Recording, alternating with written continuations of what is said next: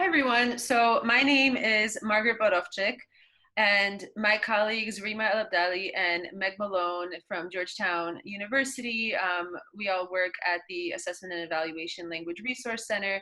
We will be talking to you today about a study we conducted called The Influences of a MOPI Workshop on Language Teaching and Learning.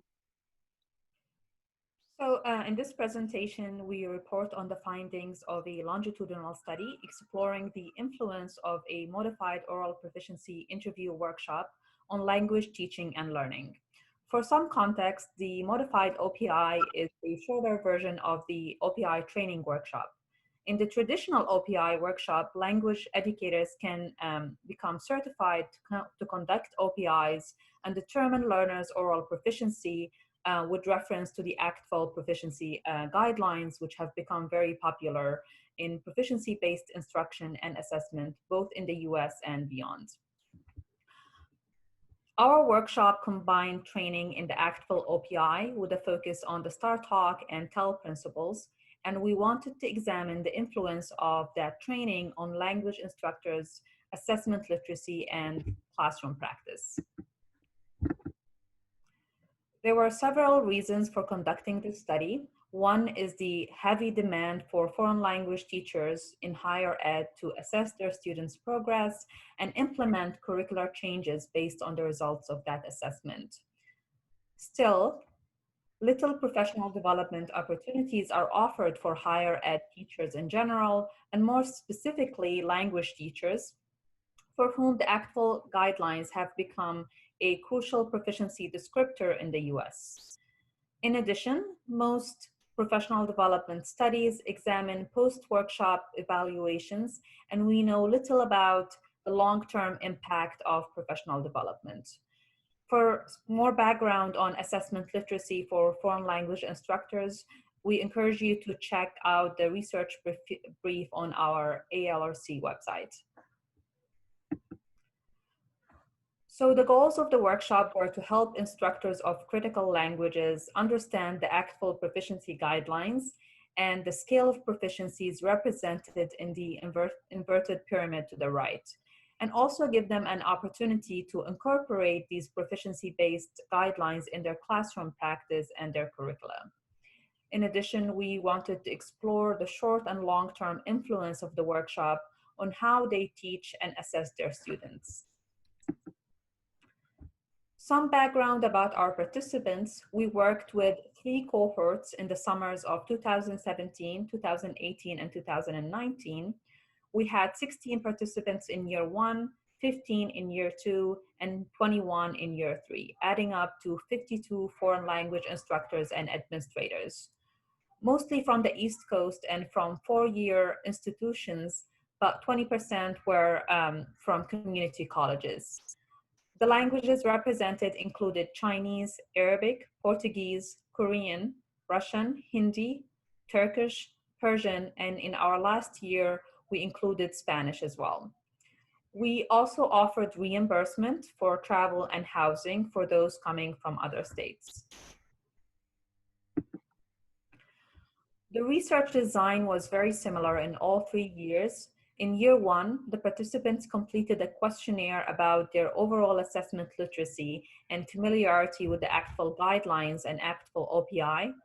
They then participated in an online course, which included modules, discussions, and quizzes meant to introduce the ACTFL proficiency guidelines and OPI to the participants. They had 1 month to complete the course at their own pace, and they completed a questionnaire after the course. In July, they attended the face-to-face workshop, which provided them with more opportunities to solidify and practice the concepts introduced in the online course, and specifically focused on classroom applications. The follow-ups included a post-workshop questionnaire, as well as virtual interviews, and another questionnaire to explore the long-term influence of the workshop. Based on feedback from the first cohort of participants, we made some minor changes to the design in year 2 and 3. Mainly, we reduced the number of questionnaires and virtual interviews, but maintained a similar design in terms of the sequence of instruction and data collection. Some more information about the online course, which is more relevant in the current times where we are realizing more and more the value of long distance training and professional development. So the course takes approximately 1 month to complete.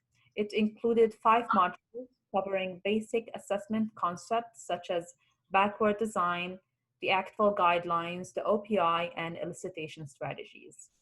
Each module had 1 lecture/discussion, videos of the OPIs, questionnaire, and a quiz.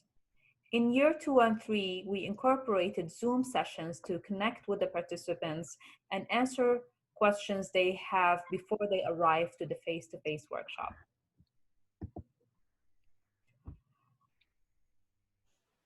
For the 3-day on-site workshop, the first 2 days focused more on content related to the OPI, ACTFL guidelines, but the participants also practiced elicitation techniques and conducted mock interviews with volunteer language learners.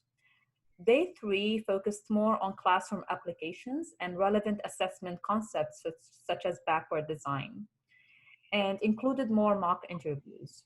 In year 1, the mock interviews were conducted in English, but in year 2 and 3, the participants conducted the mock interviews with volunteers in the target language they're teaching at their institutions. We would like to highlight a part of our workshop which targeted one of the TEL principles that was central to our workshop, namely a teacher using a variety of verbal and nonverbal strategies to make language comprehensible. This principle was introduced in the online course and face-to-face workshop and was also highlighted in the mock OPIs. The mock OPIs offered the participants opportunities to conduct live OPI practice. For example, in year 3, the 21 participants were paired with 21 volunteers and divided into small groups by language. They each took turns conducting a live OPI with a volunteer, while other students observed and completed an observation worksheet, just like the one to the right. This was then followed by a small group debrief led by the certified OPI trainer. In the debrief, the group discussed the OPI rating and justification, spiraling techniques, as well as strategies to provide comprehensible input. We drew the participants' attention to the ways that the interviews can demonstrate comprehension both verbally and non-verbally, and the ways that instructors can develop comprehensible input and react to the nonverbal signs of comprehension. So it was crucial that all the participants demonstrated an understanding of how to provide comprehensible input, both in English and the target language of instruction, during the OPIs by adjusting their language during the OPIs to elicit signs of comprehension from the volunteers. And this became essential in their in-class teaching as well. The questionnaires were meant to elicit feedback about the workshop, the quality of its content, usefulness, and explore how comfortable they are with incorporating the content to their own teaching, and how familiar the participants have become with core topics covered in the workshop. The interviews were semi-structured. They were transcribed and then coded by 2 research assistants using NVivo. The agreement rate between the 2 assistants when coding the interviews ranged from 79 to 99% in years 1 to 3. And now my colleague Margaret will talk about some of the themes that emerged from the interviews, which centered around the influence of the StarTalk workshop on participants' assessment literacy and classroom practice.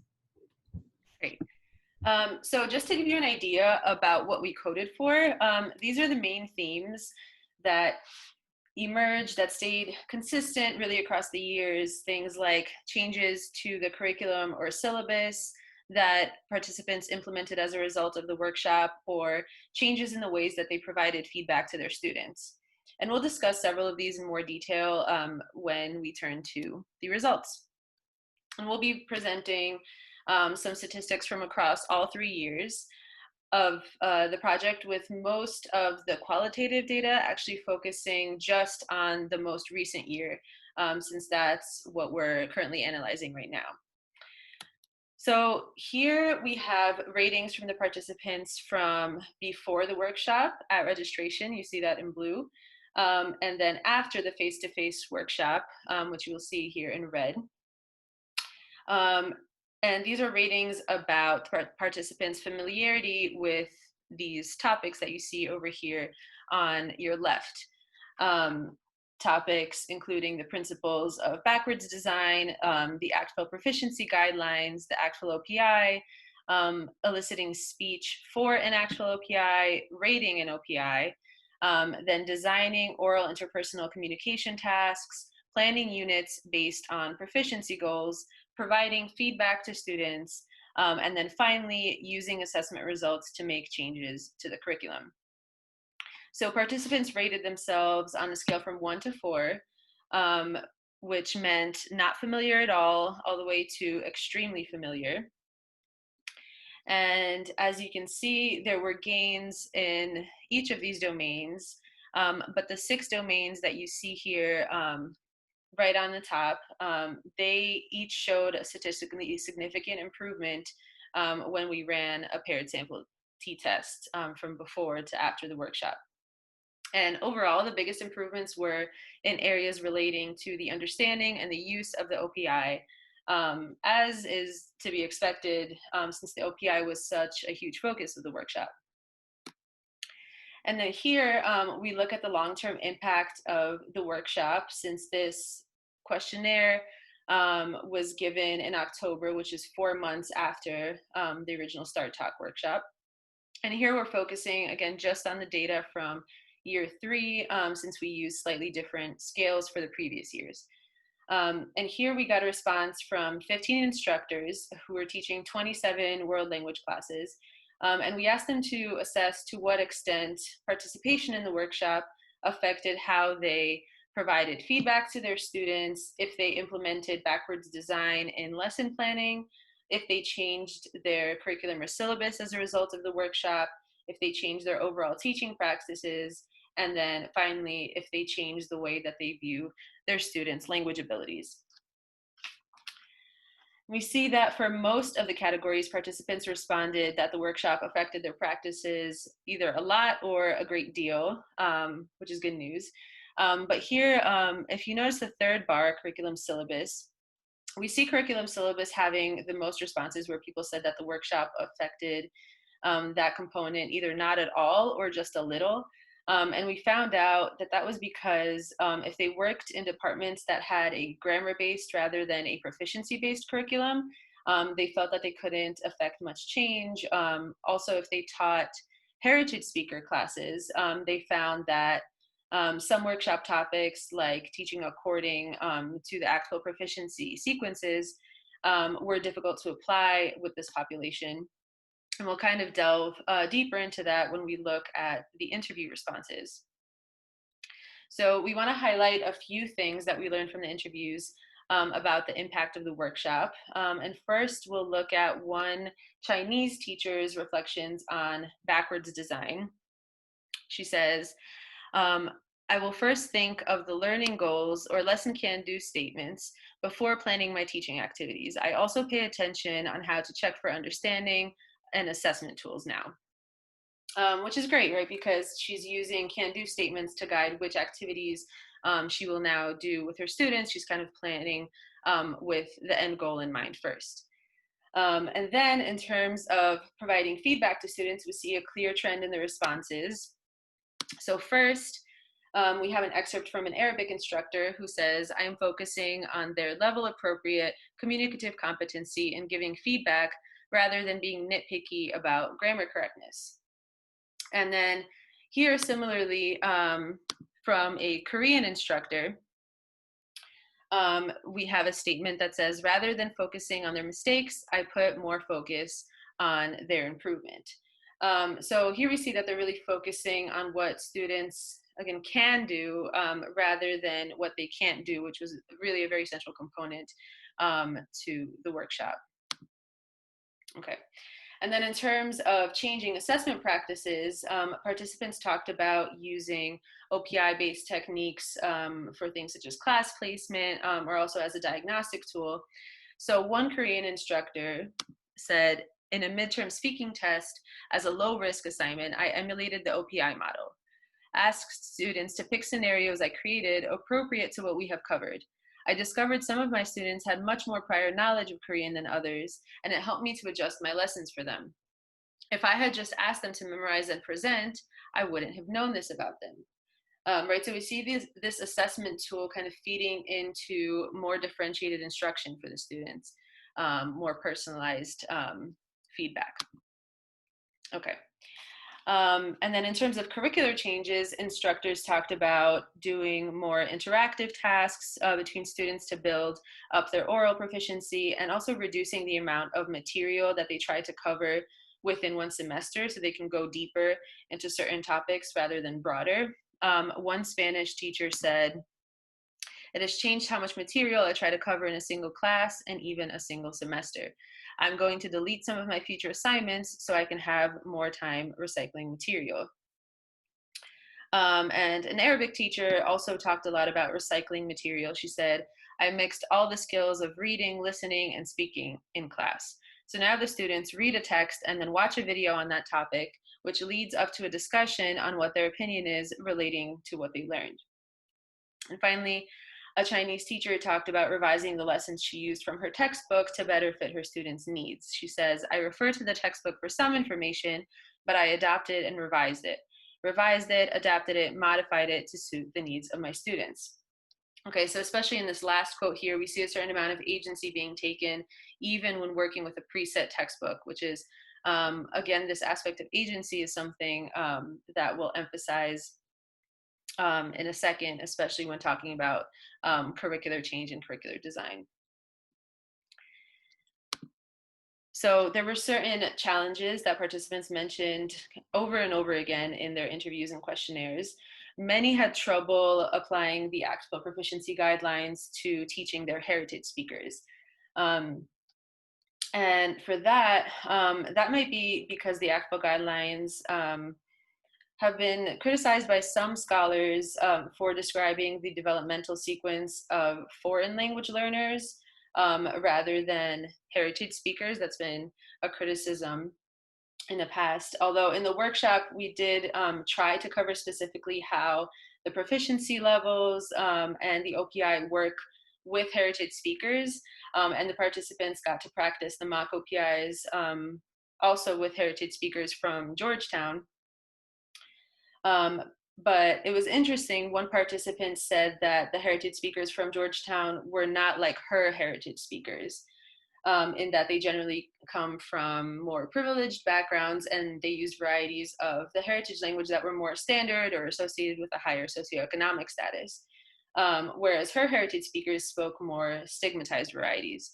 So in future workshops, we'll need to have more discussions about dialectal variation and critical pedagogy, specifically in looking at and working with stigmatized varieties. Then also many instructors noted that they found it difficult to apply things like the principles of backwards design or proficiency-based instruction to a preset curriculum that was determined by their department.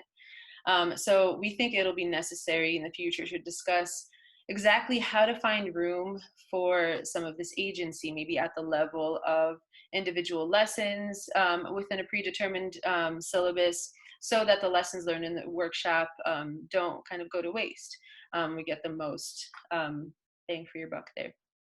And finally, many participants who started out doing more collaborative or performance-based activities and started positively changing their teaching practices at the beginning of the semester found it really difficult to sustain these changes as the semester went on and the pressure to get through a certain amount of material got higher. So figuring out how to do follow-ups with the participants so that they can better sustain the changes throughout the semester will also be very important in future years. So overall, what we learned through this experience is that this type of workshop is very useful for establishing common ground around proficiency and assessment, increasing that level of assessment literacy that is so often lacking within foreign language instruction. It's also beneficial for changing practices around, especially things like curriculum design, oral assessment, and feedback. But instructors definitely need more explicit guidance around how to serve heritage speakers and non-traditional learners and assistance with figuring out how to innovate within an already predetermined curriculum. So we are currently taking all of this into consideration when planning for 2021, since we plan to do another OPI and proficiency-focused workshop next year. So if you're interested in potentially participating, definitely stay tuned. We will be making announcements about that in the next few months. And thank you all so much for listening. If you have any questions about the program or any of our findings, please feel free to email me at the email address that you see here at the bottom. And also for some more of our resources, you can go to alrc.georgetown.edu. Thank you so much.